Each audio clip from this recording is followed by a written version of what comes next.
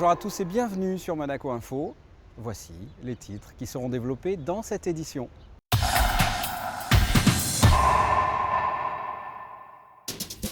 La jeune chambre économique de Monaco vient d'organiser son assemblée plénière du mois d'avril avec comme invité Marie-Pierre Gramaglia.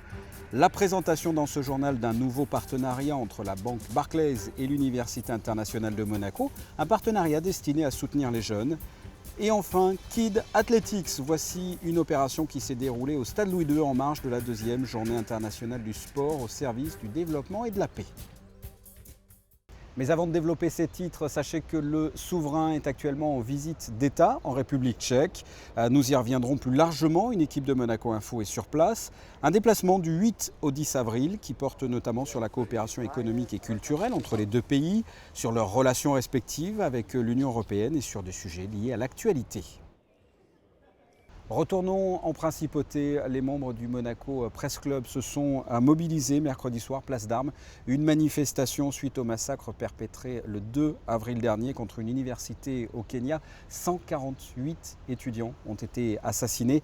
Une attaque revendiquée par les militants islamistes somaliens liés à Al-Qaïda. Monseigneur Barsi était présent lors de cette manifestation. On l'écoute. Nous avons été invités par le Monaco Press Club qui nous a proposé de venir sur la place d'Armes pour manifester notre soutien à tous ces chrétiens, ces hommes et femmes qui ont été massacrés au Kenya. Voilà, donc c'est la raison de notre manifestation, une présence silencieuse pour montrer que nous sommes contre la violence et que nous sommes pour le dialogue entre les peuples et entre les religions. Moi j'ai été horrifié de voir ce crime d'hommes jeunes qui ont été massacrés parce qu'ils étaient différents des autres.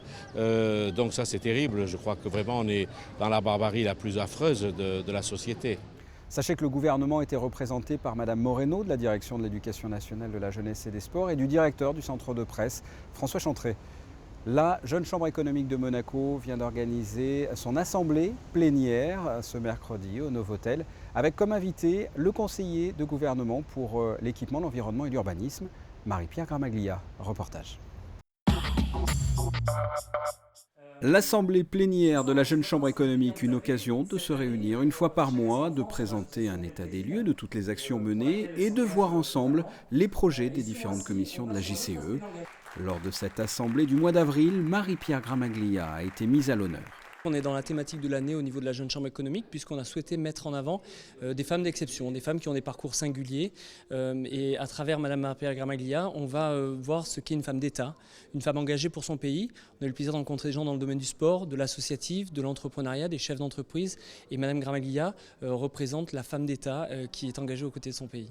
Marie-Pierre Gramaglia, la première femme conseillère de gouvernement à l'équipement, l'environnement et l'urbanisme, un service plutôt masculin. Effectivement, c'est un engagement de tous les jours puisqu'il s'agit évidemment de s'imposer en tant que femme dans un département masculin. Il s'agit évidemment également de ne pas négliger sa vie privée et sa vie familiale surtout. Et c'est un équilibre savant entre vie privée et vie professionnelle. Et on y arrive ? On y arrive. Écoutez, j'espère que j'y arrive. Du côté de ma vie privée, j'ai une petite fille de 10 ans qui est vraiment le centre de ma vie et qui, j'espère, ne souffre pas de cet engagement que j'ai pour mon pays et le travail que j'accomplis au sein de ce département. C'est une petite fille qui s'épanouit totalement. Au sein de mon département, j'espère également avoir réussi au bout de 4 ans et demi à être à la hauteur des attentes que l'on a placées en ma personne et de faire le maximum pour essayer de répondre aux attentes des gens de la principauté de Monaco, puisque c'est un département qui est très à l'écoute du cadre de vie des Monégasques et des résidents de la principauté. Pendant son intervention, Marie-Pierre Gramaglia en a profité pour présenter ses différents services, 10 plus la Poste. Elle a également fait le point sur les grands projets d'urbanisme en cours en principauté. Place désormais à un reportage qui va vous permettre d'en savoir plus sur un partenariat qui a vu le jour avec la banque Barclays et l'IUM, l'Université internationale de Monaco. Un partenariat destiné à soutenir les jeunes. Sandrine Nègre. Ils étaient une vingtaine d'étudiants mardi à participer à la toute première opération organisée dans le cadre de ce partenariat.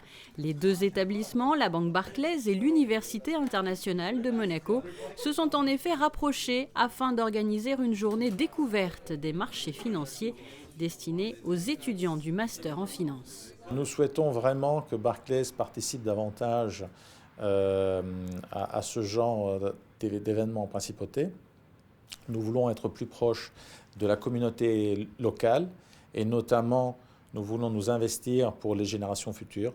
Je pense que c'est un petit peu le devoir de chacun d'entre nous pour faire en sorte que nos jeunes, nos enfants aient un meilleur futur. Donc à nous de commencer aujourd'hui et de travailler pour cela. Ce sont des événements qui sont extrêmement attractifs et attrayants pour des jeunes étudiants. Un de leurs objectifs, un de leurs enjeux, c'est d'aller le plus vite possible vers l'entreprise.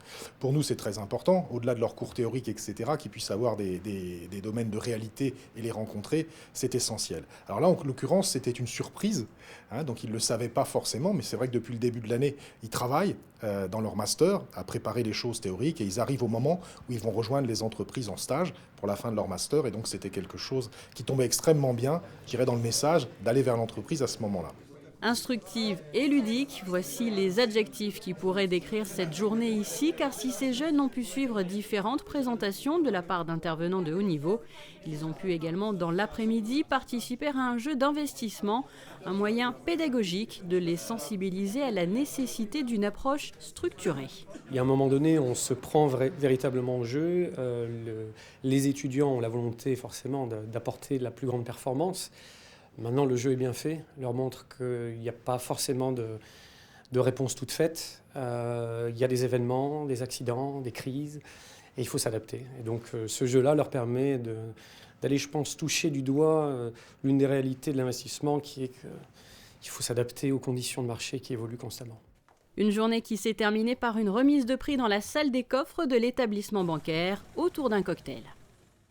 On reste dans le domaine de la jeunesse. Ce mercredi, des enfants du club d'athlétisme de la Principauté se sont retrouvés au Stade Louis II pour participer à une compétition bien particulière. Reportage. Nom de code, Kid Athletics. Ils étaient plus de 70 jeunes âgés de 8 à 12 ans à s'affronter autour de la piste du Stade Louis II. Que ce soit le lancer du poids, du saut à la perche ou une course par équipe, cette manifestation rentre dans le cadre de la 2e journée internationale du sport au service du développement et de la paix qui s'est déroulée le 6 avril. Une initiative lancée par l'ONU et le CIO. Cette manifestation, ce mercredi au Stade Louis II, a été organisée par l'IAF en partenariat avec Peace and Sport. Nous l'avons fait 3 jours après la résolution l'année dernière pour le perpétuer. J'espère que ça va continuer. Chaque année, on se retrouvera à cette période, 6 avril, pour faire jouer les jeunes et leur dire ce que nous espérons faire avec le sport.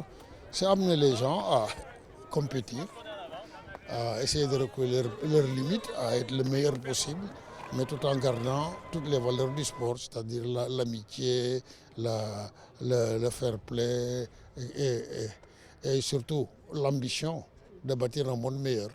Une athlète, que dis-je, une championne et détentrice du record du monde du marathon était présente pour soutenir tous ses enfants, Paula Radcliffe. C'est important de montrer la puissance du sport, comment ça peut réunir les gens, faire travailler les gens ensemble, là où il y a des problèmes, là où il y a les guerres, les gens qui souffrent. Des fois, ça aide et je crois que c'est important. Donc, c'est un peu un moyen de partager ça avec les enfants, mais en même temps que les enfants prennent beaucoup de plaisir en faisant ça, parce que c'est ça le plus important pour leur santé et pour l'avenir aussi. Qu'est-ce que ça te fait d'être là ? Ça me fait plaisir parce qu'on se fait une petite course ensemble et on court, on est en équipe et je trouve ça bien. Qu'est-ce que ça te fait de faire cette compétition ? Ça me rend joyeux, tout simplement. Bonjour, je m'appelle Perla et je fais l'athlétisme. Et pourquoi tu fais de l'athlétisme ? Attends, papa, c'est pas fini. Reste là. J'aime le sport. En marge de cette manifestation, ces enfants du club d'athlétisme de Monaco ont participé à l'opération White Card, un geste sportif pour la paix. Plutôt que de sortir un carton jaune ou rouge, il suffit de se prendre en photo de façon originale avec un carton blanc et l'envoyer sur des réseaux sociaux. Parlons art à présent. La galerie L'Entrepôt accueille tout au long de l'année de nombreuses expositions. Eh bien, actuellement et jusqu'au 30 avril, vous pouvez y découvrir Un printemps à Anvers, une exposition qui met à l'honneur 6 artistes. Je vous propose d'en écouter 2 d'entre eux et le directeur de la galerie. Nous sommes partis à Anvers faire une foire d'art contemporain à Anvers avec ces 6 artistes. Et quand nous sommes arrivés, l'organisateur était parti avec la caisse. Et nous sommes donc revenus avec tous nos tableaux et nous avions décidé donc de faire cette exposition à la place, qui est une magnifique exposition de dessins et de photos, vraiment assez exceptionnelle. C'est une série de collages plutôt sur des fonds noirs avec une inspiration très japonisante. C'est vraiment une espèce de monde un peu flottant comme ça, à mi-chemin entre la figuration et l'abstraction, avec des jeux de matériaux, avec des rythmes de peinture et de tissus. C'est des petits poèmes, hein, c'est des petits haïkus, quoi. C'est des haïkus japonais qui en fait, où dans une phrase très très courte, j'essaie de dire le maximum d'informations. Les thèmes en général, c'est souvent le quotidien, des instants de vie, en fait, des choses très courtes qu'après qu'on oublie. Mais moi, je les fige, en fait. Enfin, je fais en sorte que... C'est un journal intime, en fait. C'est un journal intime. Le reste de l'actualité, en bref. Vous êtes étudiant ou futur étudiant et vous avez des questions sur différentes bourses, que ce soit pour des études supérieures, pour un perfectionnement en langue étrangère, des bourses de stage ou pour un logement. Eh bien, sachez que le Centre d'information de l'éducation nationale sera exceptionnellement ouvert ce samedi de 10h à 17h. Vous pourrez y recevoir toutes les informations nécessaires. Quel temps va-t-il faire cette semaine? Voici la météo. À commencer par vendredi, une belle journée en perspective. Les nuages seront insignifiants, il fera de 13 à 19 degrés. Samedi, le temps reste agréable, légèrement moins ensoleillé que la veille, comptez de 13 à 18 degrés. Dimanche, une belle journée avec un beau ciel bleu, les températures de 14 à 19 degrés. Et enfin lundi, du soleil et quelques nuages, les températures restent agréables de 13 à 18 degrés. Ce journal est terminé, merci de l'avoir suivi, à très bientôt, au revoir.